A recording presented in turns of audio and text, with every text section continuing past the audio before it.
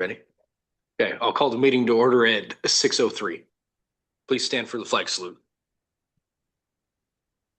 I pledge allegiance to the flag of the United States of America and to the republic for which it stands, nation under God, indivisible, with liberty and justice for all.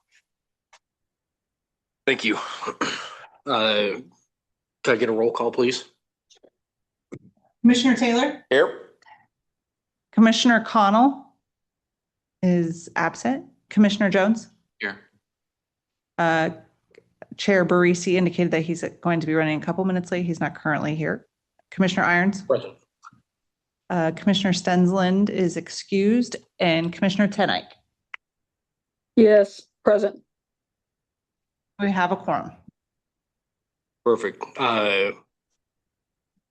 Approval of minutes. Do we have a motion for approving the minutes from July 30th? So moved. I'll second. Okay, motion and a second for approving the July 30 minutes. Any discussion? Roll call, please. Commissioner Taylor? Yes. Commissioner Jones? Yes. Commissioner Irons? Yes. Commissioner Tenike? Yes.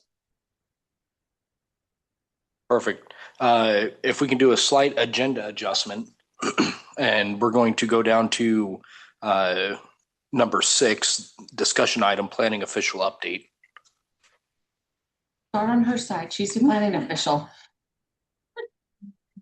So you did have a copy of the update that we provided to City Council this month, and what you'll see, we're going to try to separate this a little bit. So at the front end of it, you get some current planning stuff, and then towards the end of it, you get the strategic planning program that Carla's been working on. So we're just staying pretty busy. You know, we were seeing a lot of growth, and we currently have 65 chaparral with the 65 lots. I'm just waiting for a final sign off on as-builts, and then once that's completely taken care of, they're going to start going on that.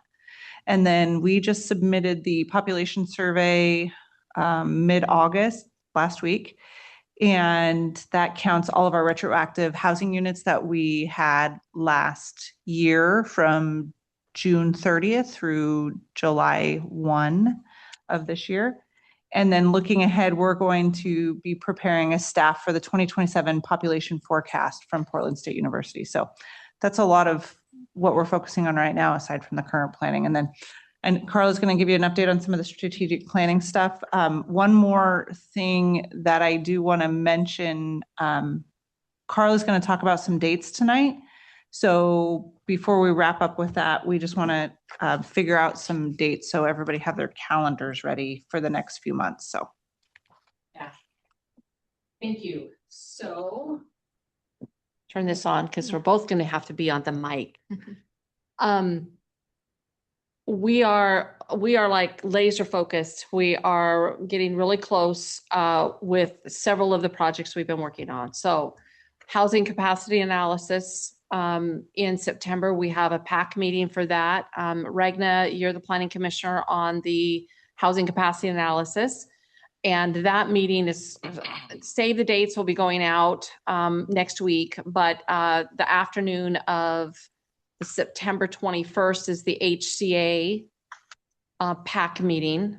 But later that week on the evening of the 24th is your planning commission meeting in September.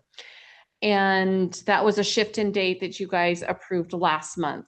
And so you'll have a couple of action items that night, but we're also going to start that evening with a workshop. So 5:30 will be the start time.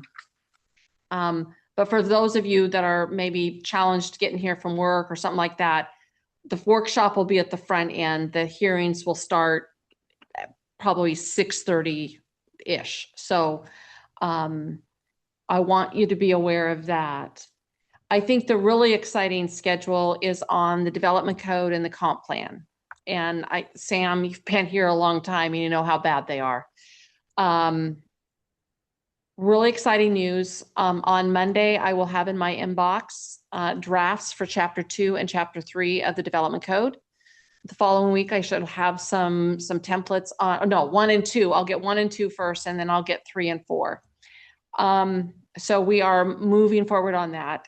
2 weeks later, I get the kind of a full version of the comp plan. And a couple things I'm going to throw at you. So we've really laid out the comp plan a timeline for adoption. We're looking for a final PAC, Planning Commission, City Council workshop on October 15th. Now, Steph also wants to ask if we can shift your Planning Commission date from October 15th to October 22nd. What that means I'm asking you for is 2 meetings in October. And what I'm going to say is that on the development side, you guys are going to get busy. I'm not doing that work anymore, but I'm watching what Stephanie and Aurelia are dealing with. And I can tell you, you're going to have at least 2 items on your agenda for the next several months. So there was a time when I took this job on a couple years ago when we had some pretty long meetings. And we got the message really clear from Planning Commission that you guys didn't like meetings that went 3 or 4 hours long. So here we are. We've worked really hard to keep the meetings at less than 2 hours, and I think we've done a good job. I can't do that if we're trying to do legislative actions and you guys are doing and you're doing quasi-judicial actions. So my request is, are you willing to do a 3 or 4 hour meeting? Or would you rather do 2 meetings in a month? And I'll take whatever answer you give me. But the reality is we've probably got that much work for the next several months because we've still got to get through the draft development code. We had a pretty good meeting last month and we talked about the comp plan, but we need to do the same thing for the development code. And then we need to move the comp plan into adoption and then the development code into adoption. At the same time, the HCA is going to come before you and it's got to go through adoption. So there's just a lot coming. And so those are kind of my questions. I'm glad to work with you on however you want to do that. I just think you guys will do better work if you're not here for 4 hours at a time. So I'm being tough. This is the mom talking. I need to know that we're good for October 15th, which would have been your regularly scheduled Planning Commission meeting, and then that you're also good for October 22nd to address quasi-judicial items. So that would be a Planning Commission meeting 2 weeks in a row. When we get to November, we don't quite yet know what will be on your quasi-judicial schedule yet, but we're anticipating there will be stuff on it. But we also need to be working on comp plan and or development code stuff. So we're targeting November, most likely a conversation about development code, and then the comp plan hearing in December, and then development code hearing probably in January. So again, I'm occupying time each of these months. Now I'm happy to do it on a night other than your regularly scheduled Planning Commission if we want to split those up. So I think that's kind of the discussion. I'd like you to take just 2 minutes and kind of give me some feedback. 4 hour meetings to 2 hour meetings. And I still can't guarantee that they'll all be only 2 hours, but we can work hard to keep them closer to that 2 hour timeline. Obviously, public hearings are going to be driven by who's here and who's testifying. To some degree, the legislative hearings are the same thing. I can't help who shows up and who testifies, but we can do as much as we can to manage the agenda to keep it as tight as possible. Is one of those two more or less work for you? We'll make it work. Okay. So I think at the time when we were complaining about 3 hour meetings was when we were starting at 7 o'clock. But with our time change to 6, I don't know about the rest of the committee, or commission, but I would be fine going like 3 hours, pushing it another hour at least, if that's easier for the staff. Again, I think staff are willing to you know, Stephanie and I were talking about it. She's got a conflict with one of the nights that I want you on October 15th. She won't be here, but I will be. Aurelie will always be here because she's such a dedicated employee. But we'll make it work. So I don't mind coming in twice in 2 weeks. I mean, that's not. I'm fine with either. Well, and October 22nd doesn't have to be the day. We were just throwing that out. October 15th, if we had the comprehensive plan development code stuff that night, and then we could do the 22nd, or we could even bump it out one more week. If you guys said, hey, let's do 2 weeks after, and then, you know, we're here every 2 weeks for a couple of months. I mean, And it's all going to depend on what's on for the regular. it kind of does. So for November, we're anticipating some things. We've had some conversations with folks, some pre-application things that we know are coming. But really, at the end of the day, we don't know if it's going to come. We know we have things for October. We know we have things for September. We don't know if we have things for November yet, but we're confident saying that we expect something. So some, I think, pretty big things. I think they're going to be probably a little bit more substantial conversation than what we're used to. yeah, September 24th will most likely just be a long evening, but our intent is to start it early, do the workshop at the front end and keep it contained and then move you into your public hearings. And so honestly, September might be a 3-hour meeting, We expect that one. but we're going to start it earlier to You can help make facilitate. September a 6-hour meeting if you want, because I won't be. Hold on. Well, I'm leaving the next day to go to South Dakota. It will not be a 6-hour meeting. So. Yeah, I need to be gone that time. Yeah, be gone. So you do go.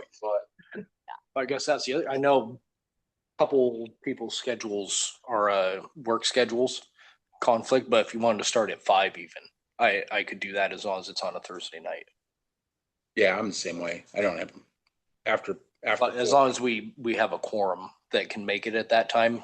Well, and for a work session, we don't need a quorum. We would only need a quorum for the hearings. So we could push that thing in September. We could push that to 5. That would work for me. And we could clearly delineate that the work session would be from 5 to 6 and that there would maybe be a short break and then you would start your public hearings at your normal time. Sounds reasonable. Yep. Yeah, Okay. like that. And then in October, we're looking at October 15th. We've kind of locked that in for a couple of things. So then it really becomes, would you rather meet on the 22nd or the 29th to hear your quasi judicial items? I would prefer the 22nd because that is smack dab in the middle of hunting season. I will be gone the end of October. Okay. Yeah. Okay. So maybe 2 weeks in a row is better. October 15th and then followed up with October 22nd. Yeah, my preference is always going to be to bang them out as quick as possible if we have the choice and not wait on it. But Yeah. Yeah. Okay. hunting seasons are good. Okay. And at this point in time, we don't know much beyond October. So as we work through each of these months, we'll just keep having this conversation and figuring that out. But And I think the other thing we're preparing for is we know that the holidays are coming up. And so you start talking about a Thursday in November and December, and we're going to run into a lot more conflict. So some of it's like, what can we get done now? And then moving forward, hopefully that frees up our November and December. Might have to do a couple meetings in January, but we'll make it through without hopefully too many issues. Yep. Okay. Other strategic planning stuff. So we've got the HCA, the housing capacity analysis. We've got the Main Street interchange area management plan. That'll also be coming to you for review for adoption. We've moved through 2 of the TAC and PAC meetings. Those have happened. There's a 3rd one that will come up. We've gone through some alternatives analysis. There's been some additional conversations with ODOT staff. I think we're going to have some good concepts, some good alternatives, and there'll be some solid alternatives to choose from. So I don't know what the hearing schedule for that will be, but that's going to land in the middle of all of that too, probably in that December, January timeframe. The good thing is that the work we're doing on system development charges doesn't come to you guys. That only goes to the council. So But we are looking at this fall, starting a 90-day comment period on that. That's required by statute. So we're doing the system development charge update. And then there's a lot of work happening on the municipal code. And I'm sharing that with you because there are things that are currently in the development code that we're going to pull out of the development code and move into the municipal code. And that is specifically regulations around signs and fences. So that's happening as well. So we'll probably see adoption of new regulations from the council. I'm going to guess on those two fronts in the November timeframe. I don't think we'll get to them by October, but I think November is reasonable. So yeah, those are the big things. As you track your agenda and the city council agenda to keep up on all of this. Happy to answer any questions you might have. So I thank you for your time tonight very much. So any questions on any of that? Not yet. You guys are always welcome to come hang out and, or sort papers or anything. No. At the time. And I'm happy to show you house pictures anytime you ask. Yes, that's really what you'd end up doing.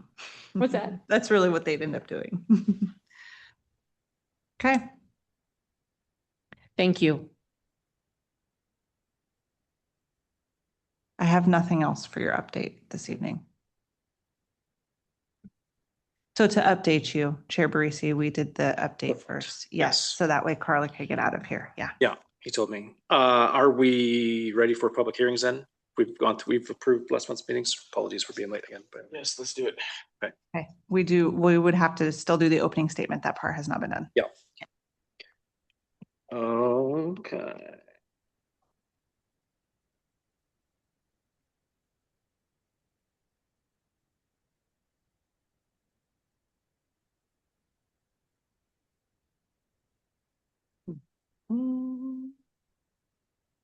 Okay, we have, looks like a guest online and no one in person. Okay, so for the record, if you wish to speak during the public comment portion of the meeting, please complete a request to speak card, turn it into our planner prior to the public comment time. If you are attending virtually, please raise your hand for the commission chair to address you. That's the Zoom raise your hand button. It is recommended that you seek resolution of a complaint through the appropriate city department by scheduling a meeting with the planning commissioner or city staff before bringing the matter to the planning commission.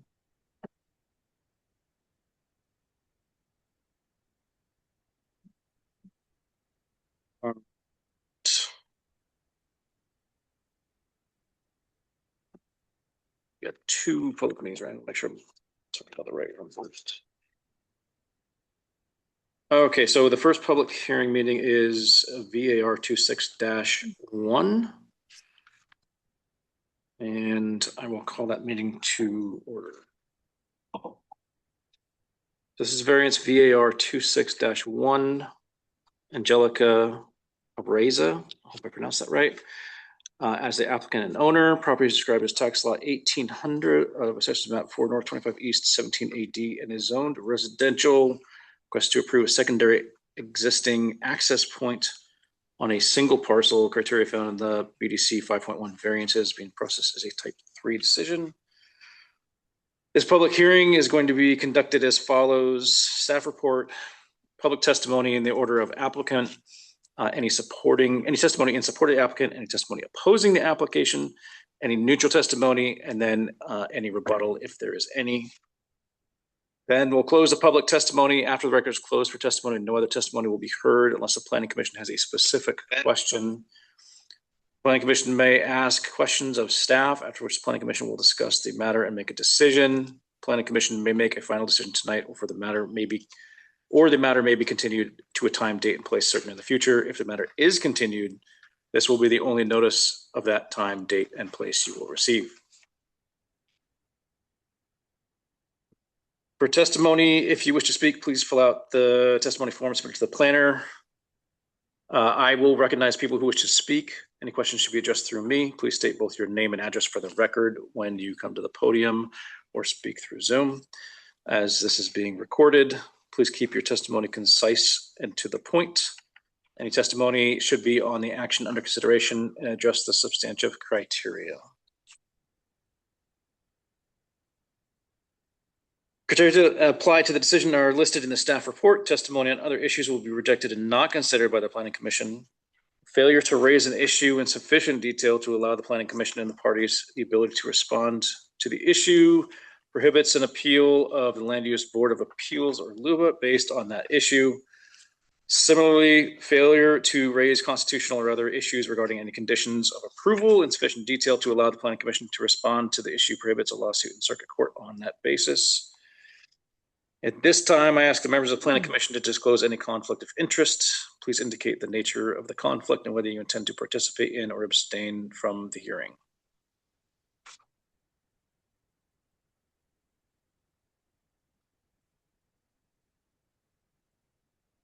Hearing none. Planner Airley will now present the staff report. Is that you? Good evening, Chair and Commissioners. Tonight I am presenting variance application VAR 26-0001 submitted by property owner Angelica Riza for property located at 407 Southwest Kincaid and Boardman. The request tonight is to allow an existing secondary access point to remain on a single residential parcel. The property is located on the south side of Willow Fork Drive between Locust and Kincaid and is zoned residential. To provide some background on the request, the existing residence on the property was lost in a wildfire last year, and during the process of obtaining permits to rebuild the residence, the property owners discovered that the property had been divided into 2 lots and was later combined into one parcel, which actually was the beginning of the year. So, and because of that, because of the lot consolidation, both existing access points are now located on the same parcel. And I want to emphasize that point because it is important to understanding the request. The applicant is not requesting to create a new driveway or a new access point, but the request is to allow the existing access to remain after the 2 parcels were combined into one. The application was submitted as a Class C variance under Section 500.400 of the Boardman Development Code. Class C variances address special or unusual circumstances where applying a development standard would create a hardship unique to the property and beyond the applicant's control. The application is being processed through the Type 3 procedure, which requires public notice and tonight's hearing.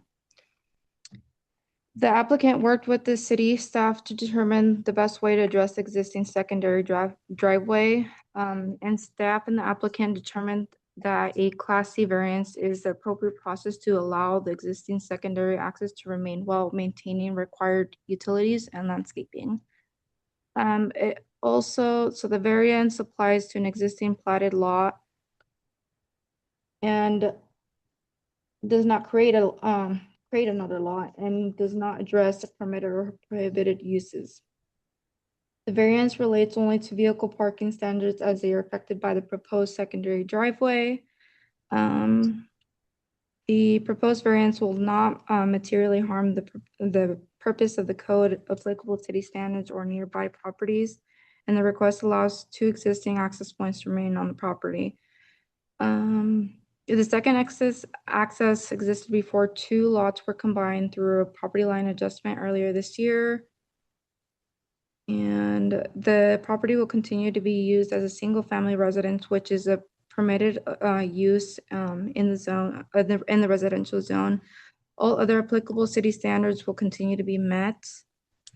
The existing access point will not affect utilities, drainage, neighboring properties, or other existing systems. And then the required landscaping will be maintained as a condition of approval. The requested variance is the minimum necessary to allow the existing secondary access to remain. The request does not involve creating a new driveway or additional access. It only allows the continued use of an access that has historically served the property. Based on the findings contained in the staff report, staff finds that applicable Class C variance criteria have been satisfied. Again, the applicant is requesting to retain an existing secondary access point that was established when the property consisted of 2 parcels and that became non-conforming as a result of the parcels later being combined into 1 parcel. The proposed residential use will remain the same, and staff has not identified adverse impacts to neighboring properties or utilities. Staff has also coordinated with the property owner regarding the applicable landscaping requirements. That concludes my report for tonight. Any questions? We have a map of the property where it's at. Yeah, that was my only question. Really, was property was this? I Oh, can. where did you get that? Would you like me to pull it up? Because that was. Mhm. Okay. Oh, Yeah, if you could pull it on Right, the so screen, where's- that'd be great. Where's the so Yeah. they want just another one? that's So two what you're lots. gonna see on the map that's provided there, because there was a property line adjustment that was done. And for the folks online, Aurelia is pulling it up on the screen, Yeah. but the property line shows on there because the assessor's office hasn't updated their map yet. But when that house burned, they had a freestanding garage sitting there with the driveway. And that with the new development, we needed to get rid of that property line, which that property would have been substandard to our code anyhow. And because of that, they are now left with 2 driveways and it's all 1 lot. Yeah, so what you'll see there's between 1800 and 1900, where there's a line there was a property line adjustment that was done to remove that so they could build the new home. And so I understand the request is to keep both accesses, right? That's correct, yes. So our code doesn't allow for 2 access points on a residential lot currently. And so they applied for the variance, which in this case is a type 3 process, to request retaining that secondary access. Otherwise, they would have had to remove the entire driveway as part of their new development.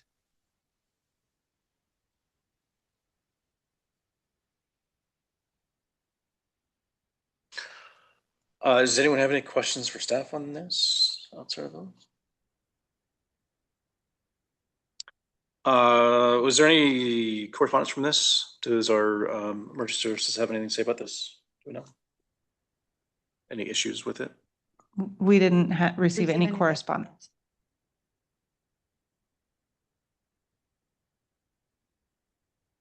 Any other questions for staff before I move on? Ragna, anything? Nope. Okay.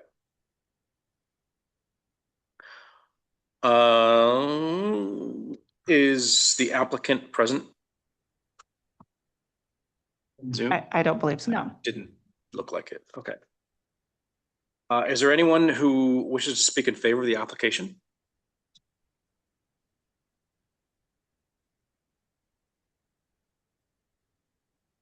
Is there anyone who wishes to speak against the application?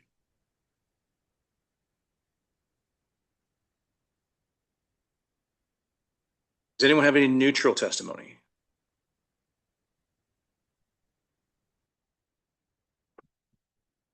Thus, no rebuttal. Cool. Okay, the public testimony portion of the hearing is now closed. I'll make a motion that we approve VAR 26-00001. I'll second it. We have a motion and a second to approve with no modifications, VAR 26-1. All in favor, say aye. Aye. Aye. All opposed, say. Aye. Oh, She said aye. that was an aye for the application, Ragna? I want to make sure my timing wasn't off. Yes, aye. Yes. Okay, and Yes. that is unanimous. Motion passes.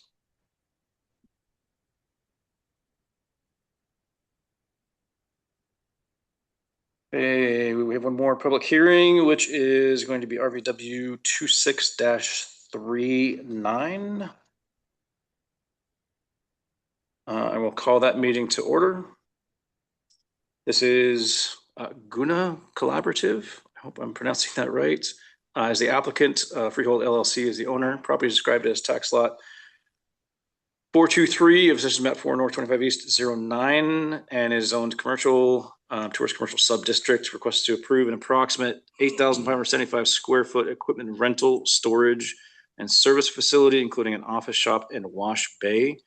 Criteria for approval are found in the Boardman Development Code, chapters 4.2, development review and site design review, along with standards in chapter 2.2.180, tourist commercial subdistrict, and chapter 3, design standards. The conduct of the hearing will be the same as the last, starting with the staff report and then moving to testimony. Once the public testimony is closed, after the record is closed for testimony, no other testimony will be heard unless the Planning Commission has a specific question. Planning Commission may ask questions of staff, after which Planning Commission will discuss the matter and make a decision. Planning Commission may make a final decision tonight, or the matter may be continued to a time, date, and place certain in the future. If the matter is continued, this will be the only notice of that time and date and place you will receive. If you do wish to speak, please fill out a testimony form, submit it to the planner. I'll recognize those people who wish to speak. Any questions should be addressed through me. Please state both your name and address for the record. As this meeting is being recorded, please keep testimony concise and to the point. Testimony should be on the action under consideration and address these substantive criteria. The criteria that apply to the decision are listed in the staff report. Testimony on other issues will be rejected and not considered by the Planning Commission. Failure to raise an issue in sufficient detail to allow the Planning Commission and the parties the ability to respond to the issue prohibits an appeal to the Land Use Board of Appeals based on that issue. Similarly, failure to raise constitutional or other issues regarding any conditions of approval in sufficient detail to allow the Planning Commission to respond to the issue prohibits a lawsuit in circuit court on that basis.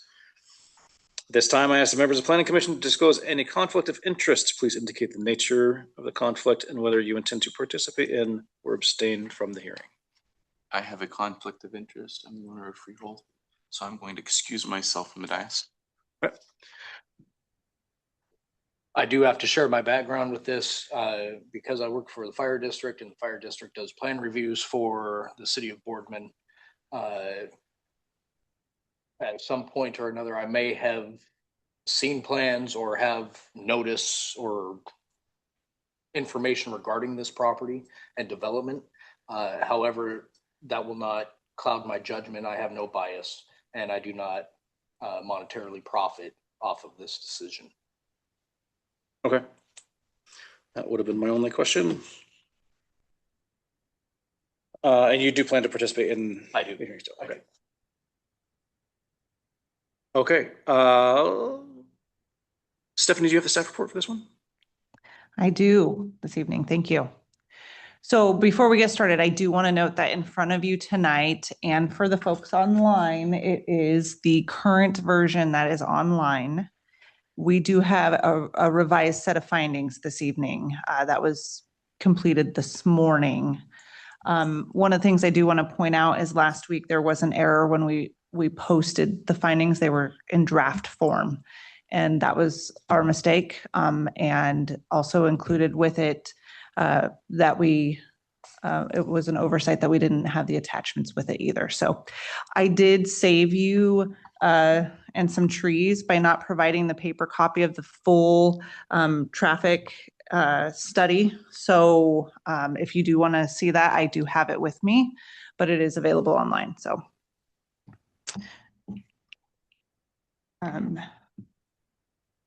So this evening, what we have before us is a request for an approximate 8,600 square foot equipment rental, storage, and service facility, which would include an office, shop, and wash bay, along with the conditional use request for a barbed wire fence for security along the top part of their fence. The applicant of this is Guna Collaborative, with the owner being Freehold. And the location is south of Interstate 84, east of Main Street, along Southeast First Street. And Aurelia, if you could have a map ready when we start discussing it, that'd be great. The zoning of the area is commercial with a tourist commercial subdistrict. The land is currently vacant and undeveloped. It does have an existing 60-foot wide easement located along the north end of the parcel that provides for utility and emergency access that was established several years ago. So the request tonight, they made application for machinery or heavy equipment sales and service, which is a use that's allowed in the commercial use zone and tourist commercial subdistrict. The equipment rental and service facility is similar in nature to that permitted machinery and heavy equipment sales and service use. The applicant did provide the trip generation letter that was completed by HLA and submitted. It's been deemed complete and in compliance. Also of note, what you'll see, the other pieces of paper that you have in front of you that we'll talk about later, is that was sent out and agencies were notified on August 3rd. ODOT being one of those, and they have provided comment based on that trip generation letter. The project is estimated to generate 66 daily trips and 18 heavy truck trips, which is below the threshold, so no traffic study is required. For the access points, there are 2 access points from Southeast First Street. One of them would be the existing access where that easement is located, the northernmost access point, and the other one further to the south. The number of access points are minimized and appropriate for the proposed facility that will allow for vehicle circulation and emergency access with fire lane maneuvering, because they did identify fire lanes within their plans. One of the conditions of approval is that they provide for a fire access lane for review by the fire marshal. They have indicated that they've received it. It is still listed as a condition of approval. I haven't received that formal approval yet, but as I understand, they do have that. Sidewalks are in the narrative and site plan. So sidewalks and walking paths within there will provide for continuous access from the parking area to the front and primary entrance and along the sides of the building. The other portion of sidewalk that is required as part of this development, because Southeast First Street is developed, the applicant will be required to install curb gutter and sidewalk along in the right of way as well. So there is existing fencing that has barbed wire already located on the site. They do propose other fencing for security purposes that would meet all other applicable requirements. That other fencing would be a 6-foot chain link fence with privacy slats around the storage areas, including their trash enclosure. And then the storage area, and part of their request tonight, is to allow the 3 strands of barbed wire above the 6-foot chain link security fence surrounding the outdoor equipment storage area and operational yard. One thing that I do want to point out that is different, because we did post draft findings to begin with, that you may, if you reviewed it before tonight, that you may see here is going to be on what is page 7 of these findings, near the bottom, where we talk about vehicle and bicycle parking. So it did come to our attention right towards the end of our review of this that they had miscalculated the parking needs based on what our code standards were. So the narrative, what they had proposed was evaluation under auto and similar bulk retail classification. When they miscalculated it, they had interpreted it to say that it was based on the square footage of the building. However, the code would have required them to calculate the parking based on the square footage of the parcel. Given that the parcel is 184,638 square feet of total land area, that would have required them 51 parking spaces. And when we discovered that, we reached out to the applicant and said, hey, there's a miscalculation here. And we started having more discussion about what the most appropriate use of this, the language would be. So in our development code section 3.3.300 does not explicitly list an equipment rental facility. And while the applicant did reference an auto sales standard, an equipment rental facility is not functionally similar to a car dealership and would not generate the same volume of improved parking demand. So the other thing that we considered was whether or not it would be more appropriate to evaluate it under a traditional retail standard. However, that doesn't quite accurately reflect the actual parking footprint of this specific use. Something like 25 spaces would have been required in that case as well.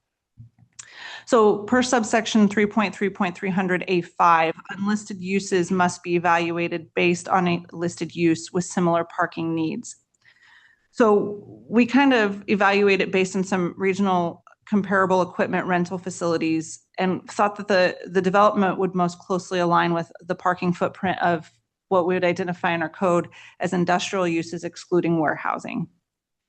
That standard is one parking space per 700 square feet of gross floor area, which would have aligned more closely with what they thought they were proposing. Because the standard industrial shift structures do not apply here that would generally apply in the industrial zone, the term company vehicle also lacks clear and objective definition in this context. Staff recommend, in order to meet that the 14 parking spaces proposed are intended for customer use. And so we did list as a condition of approval that company vehicles must be parked and stored inside the storage area, which the applicant indicated they were comfortable with because that is the nature of the business anyways. The other thing that I would direct you to that did change would be the bicycle standards. The language, we left it pretty generic because we weren't sure what the parking standard was going to be. Our bicycle standards are based on the parking standards. So we do require 2 bicycle parking spaces as part of this development, which is listed as a condition of approval. So public improvements. So as I indicated, the proposed development does require curb and sidewalk improvements, and construction plans for the curb and sidewalk improvements shall be reviewed and approved by the city engineer and the appropriate fees paid. And then the construction plans must be completed and they must be installed prior to the certificate of occupancy, or a bonding or performance guarantee must be provided as the alternative before that happens. On the final page of the findings, we also did have a typo in that first set. Agencies were notified on August 3rd. That was when ODOT received notice, and then they did provide comment back as part of that notice. So on page 11 of the findings, there are 12 conditions of approval that are outlined, and the planning official, we do recommend approval of the request with those conditions of approval. So what Aurelia has on the screen here is, that's the vicinity map, right? Did you want? Yeah. Okay. So we'll start with the vicinity map because that was the first attachment that we missed in the initial posting online. And that showed the location. And then what she has here is the site map that shows their site plan.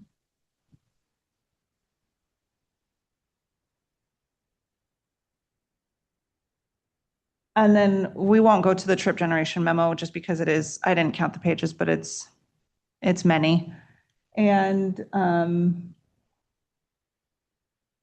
the only other thing that they had was a narrative, and I'm not sure where that's shown on there, but their narrative addressed most all of the substantial criteria tonight. Okay. So that would conclude the staff report portion of this. I do have to let you know that we did receive a couple of comments, and I don't know if you want me to reserve those for the testimony period, or if you would like to have those presented now. One of them is in opposition, another one is from ODOT, so.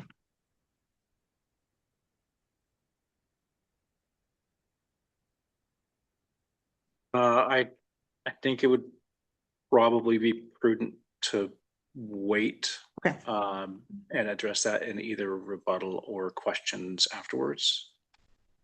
Does that work for you? Yeah, I think that makes sense. Okay. Thank you for that.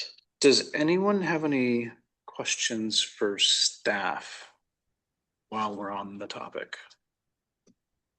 Yeah, item 5 of the conditions of approval, the fence permit, there's an existing chain link fence there, 6-foot chain link with barbed wire already. Correct, yes. So they would need a fence permit for an existing fence? So their fence will be expanded, so they would need the the fence permit for whatever their expansion piece is, and then anything, if they're going to make any substantial improvement to it. So I don't know what the exact condition of the fence is, but if they do tear down and replace it, then that portion would also need a new fence permit.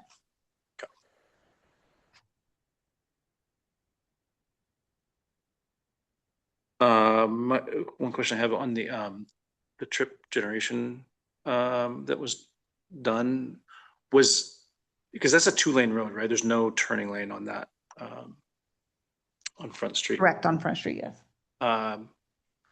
Is there any impact noted? There was what, 18 truck trips per day on that? Yeah. I guess I'm curious about, like, is there any impact because of the 2-lane road without a turning lane because of that fact? I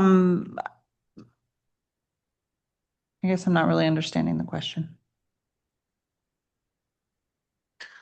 I guess the question should be, is there any negative traffic impact due to not having a turning lane there with the trips, the expected number of trips per day? So, I'm assuming the answer is no. I just am looking for clarification and trying to word it appropriately. so it's hard to answer something in like an absolute, but what I would Yeah. say is based on the study that they provided here and the developed roadway, they are able to, there are no improvements required because of the impacts that they would have at this time. I think that's Right. a good answer. Yeah.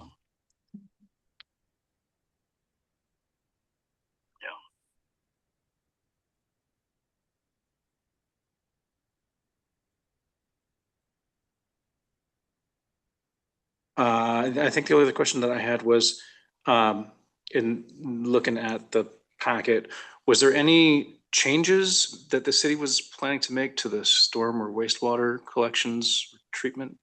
No, so we have done, I sent this off to our city engineer. I didn't receive any comments, but I know before they can finish everything, there will be one last look. So I believe I made it condition of approval number 1. They do still have to get a development review permit. So that would also be forwarded as well before we can allow them to obtain any building permits. Okay.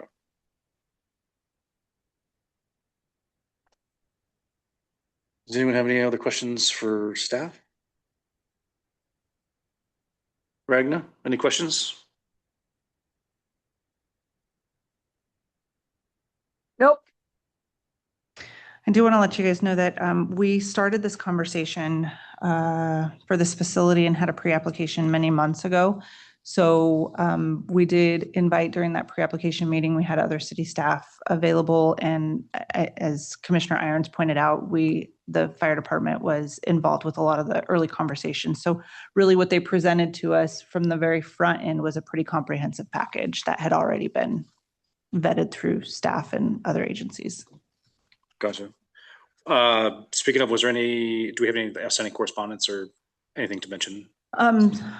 So we did receive something from ODOT. They are not it's basically just neutral. They're responding to the trip generation memo that was provided.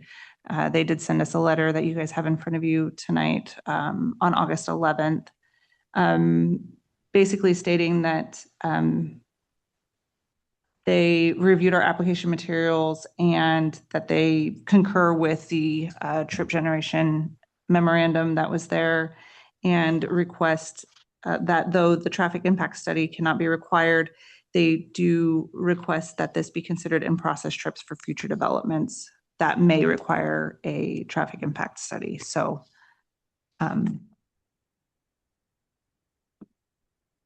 that would basically be in process for anything within our interchange management area. And what is the limit to trigger one of those reviews? So based on our current code, it would be 500 or more average daily trips, which is evaluated based on the type of traffic. So that's why they evaluate it based on passenger vehicles and then truck traffic. Gotcha. Okay, any other questions? Okay. Is the applicant present? Are you the applicant, Dave, or do we have them on Zoom? Hello, do you have any testimony that you would like to speak in favor of the application? Sure thing. Can you hear me okay? Yes. Great. Hey, everyone. My name's Phil Robertson. I'm the project architect working with Guna Collaborative and calling from Portland, Oregon. If you need me to share my address for reference, I'm down here at 7910 Southeast 42nd in Portland, 97206. And yeah, I'd just love to chime in and express my, as you can imagine, my support for the project and make myself available in case there are any kind of questions and just express my appreciation to the city staff for working so hard with us to get this all together. So thank you.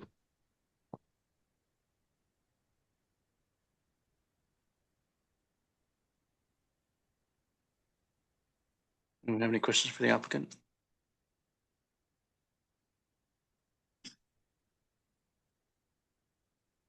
Well, I appreciate you making the time. Is there anyone else other than, it was Mr. Robertson, right? Mr. Roberts, yeah. Is there anyone else wishing to speak? I think, is that our Jose? I would assume. I'm assuming. Just to double check. Do you have anyone else who wishes to speak in favor of the application?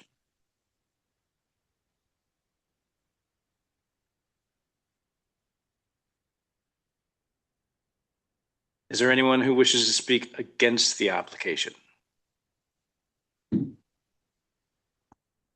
So we did receive one written testimony, and I tried to interpret whether or not it would be opposition or neutral. So I think this could be treated as either. So in front of you this evening, you do have some written comments, and hopefully the applicant did receive those today as well.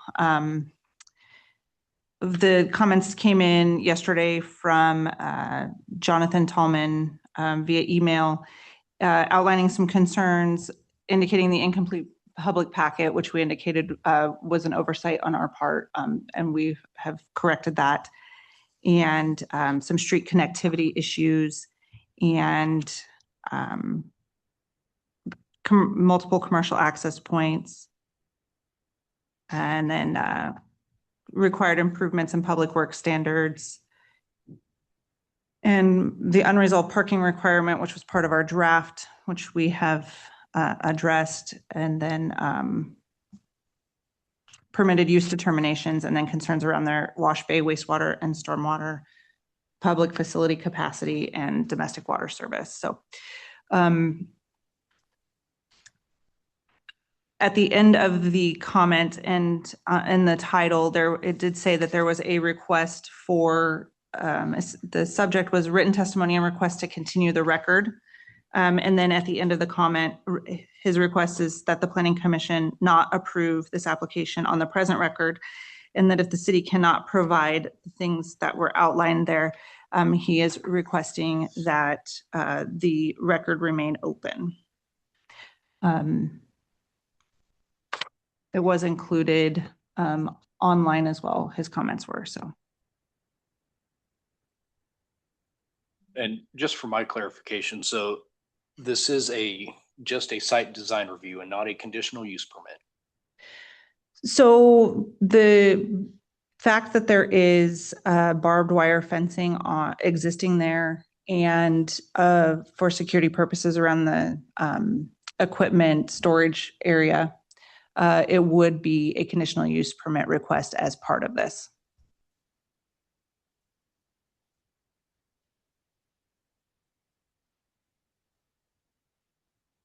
And then would the sign standards all be addressed in the development review? So signs are a separate piece of our development code, and the applicant has indicated that they would like signage there, so we would require sign permits for all of their signs. We haven't seen a sign package yet, but that would be a separate permit from the development review.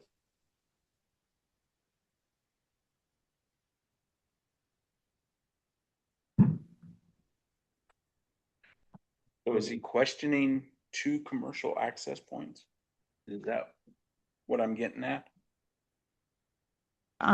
Yes, I believe reading through this to summarize the access point, he's asking why the two driveways would be necessary and why not consolidating it would not be adequate, and whether it would interfere with the 60-foot easement that exists there.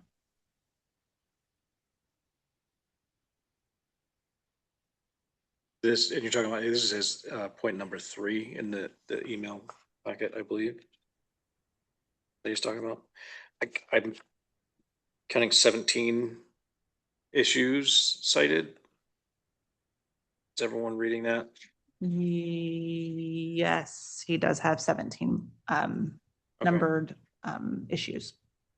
Has city staff gone through these and addressed them, I'm assuming? I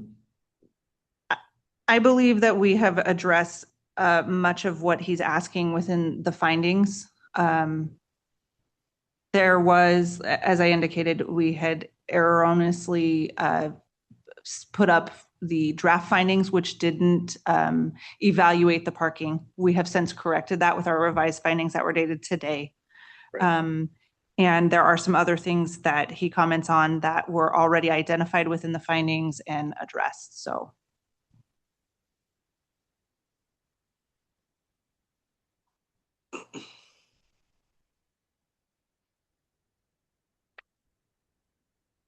But the city feels comfortable that there's nothing that's unaddressed in this. I believe that the relevant testimony that he provides here has already been addressed with the findings that you have in front of you tonight.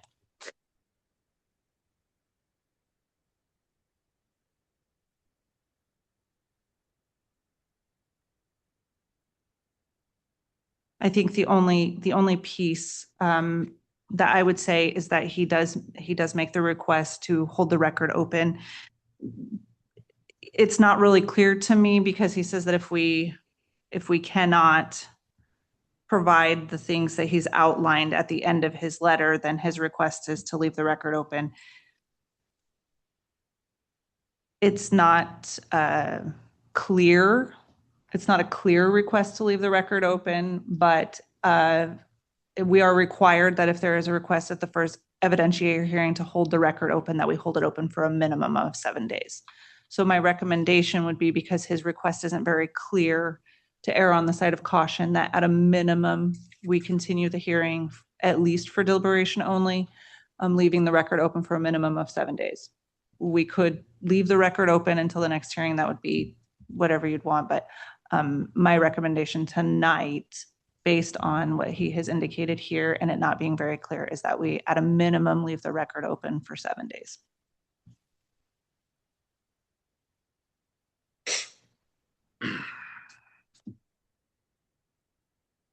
Okay. Does anyone have any other questions for staff regarding the written testimony? And the applicant, because of this testimony, the applicant would have the opportunity for rebuttal, so he may be able to shed some more light on it. Yep. Okay. Mr. Robertson, is there anything that you would like to speak to as far as a rebuttal for any of the information? Do you have you been able to read the written testimony that we're speaking to, by the way? I did receive those. It was from hourly around maybe 6 o'clock or so. So I haven't had the chance to thoroughly digest them to get into the weeds, but I will say that, after a really quick cursory review, I would echo what Stephanie has said, where the documentation provided does address the concerns, and I feel like it's appropriately satisfied those questions that are brought up. So in my opinion, the materials provided do meet those questions that are brought up, and I think they substantially respond to those appropriately. Okay. Do you have any cause or reason that you would want the record to be held open for any reason? Myself personally would prefer approval and then swift review process. So I personally don't have a reason to keep that record open. Gotcha. Okay.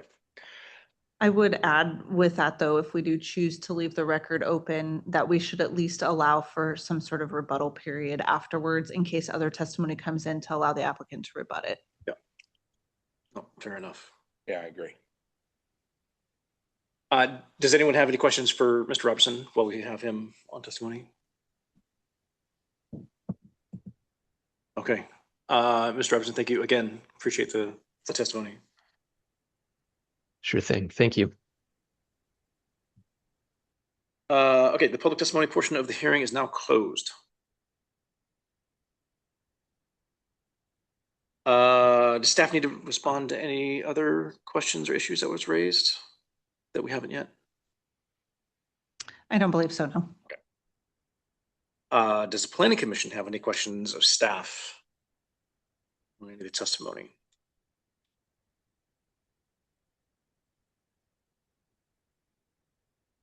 I asked the only real question I had was about the issues being addressed. Because most of the ones I went over did not look applicable with like permits outstanding and that so far. So As far as the testimony with the request to leave the record open, is that what you're asking? no, I'm just saying I don't have any other additional questions other than what I asked basically. Okay. Yeah, sorry. It's been a long day. Does anyone have any other questions?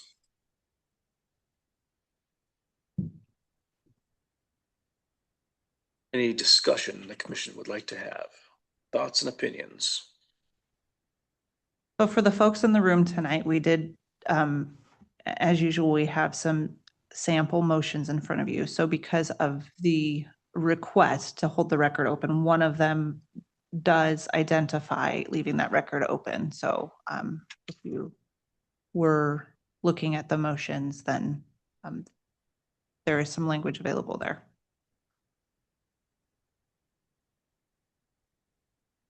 I guess my only question is, if we say, okay, we're going to approve this and not leave the record open, does it create more problem in the end than just saying, okay, we're going to leave it open for 7 days? And would that be a better option? So I believe those 7 days is actually 21, right? It is recommended. So the law requires that when a request is made to leave the record open at the first hearing, that you hold it open for at least 7 days. And standard practice tends to be to leave it open for 7 days for any public testimony, which then gives an additional 7 days for practice to have testimony from those who have participated, including other agencies, leaving the final 7 days as a rebuttal testimony for the applicant. So it would, if you were to follow practice in that way, is often referred to as 777, then it would be 21 days. Yeah. And then the next meeting could be for deliberation only.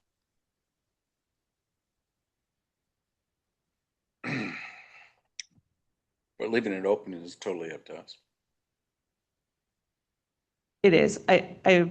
My opinion is we are compelled to, but ultimately it would be up to you. And there is, part of process would be there is the appeal opportunity somebody were to disagree.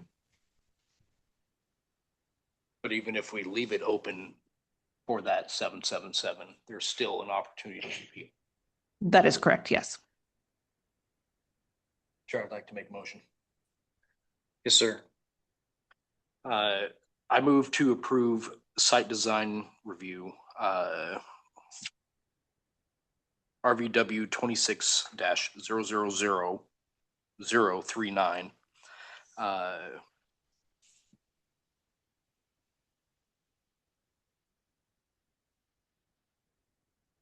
As presented. I'll second it. Okay, so we need to vote here. So we have a motion which was seconded to approve the RBW 26-39 as presented. And I just want to confirm this is including the 12 items. conditions of approval, the 12 conditions of approval, which were listed in the packet. Is that correct? Yes. Correct for me. Okay. All of those in favor of approving with the 12 conditions of approval, say aye. Aye. Aye. I recommend roll call. Yeah, we Aye. can roll call vote. Yeah, that would be good for the record. Yeah. Okay, I'm going to go through and I'll just do roll call then. Commissioner Taylor, Aye. Commissioner Irons, Yes. Commissioner Tenike,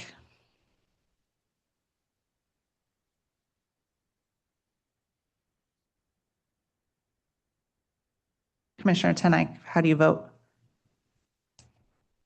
Yes. And then Chair Barisi. Yes. Motion passes unanimously. Yes. You can't hear me? Can hear you now, yeah. Yeah. Yes. We got you. Your video froze, but we got your audio. And then for the record, we will indicate that Commissioner Oh, okay. Jones was, Okay. has recused himself and abstained from voting.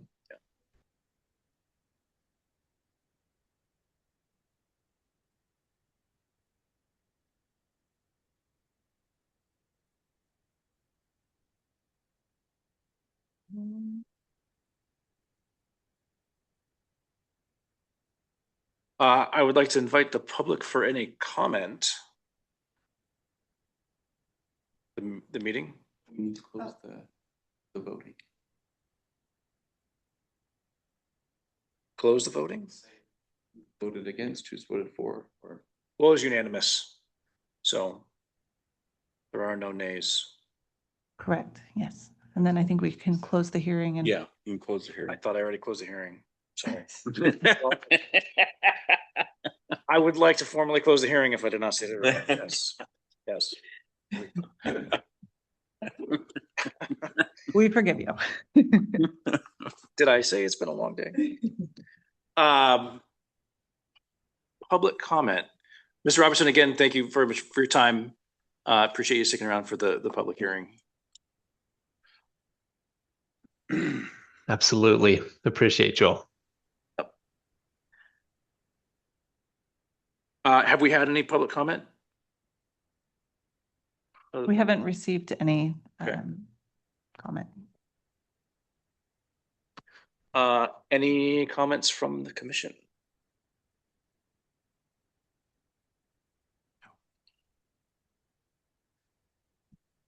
Anything else from city staff? We missed anything?